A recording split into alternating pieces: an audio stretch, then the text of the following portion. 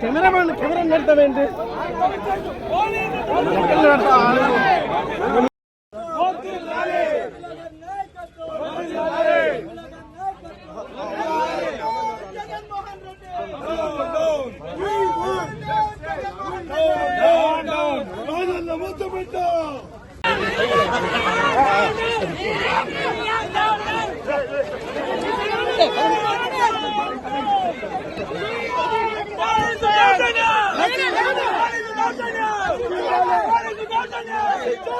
అరే అన్న media media నువ్వు వచ్చా అలా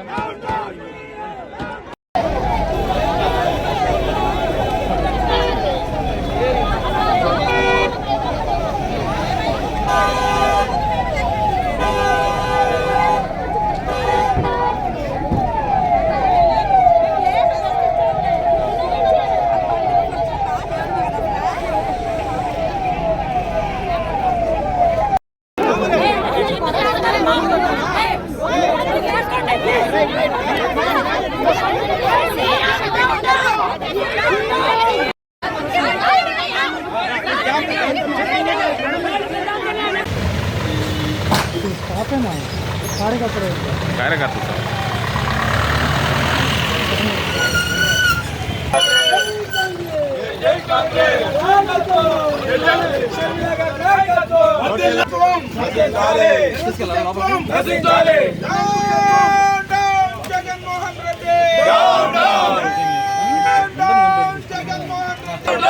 ఇదే మీ రాజ్యం, ఇదే మీ రాజ్యం, దొంగల రాజ్యం, దోపిడీ రాజ్యం, ఇదే మీ రాజ్యం, ఇదే మీ రాజ్యం, దొంగల రాజ్యం, దోపిడీ రాజ్యం, ఇదే మీ రాజ్యం, ఇదే మీ రాజ్యం. రాజశేఖర రెడ్డి గారి ఆత్మ ఎలా తీసుకుంటారు? చెప్పండి. నిజంగా ఈ బాధ చెప్పండి మేడం, మీరు ఎలా ఫీల్ అవుతున్నారు? అమ్మ ఎలా ఫీల్ అవుతుంది, నాన్న ఎలా ఫీల్ అవుతాడు ఈ సంఘటన చూసి? ఆయన ఆత్మ శోభిస్తూనే ఉంటది, అమ్మ కూడా బాధపడతారు. ఈరోజు రాజశేఖర రెడ్డి బిడ్డ పోరాటం చేస్తుందంటే ఎందుకోసం చేస్తుంది?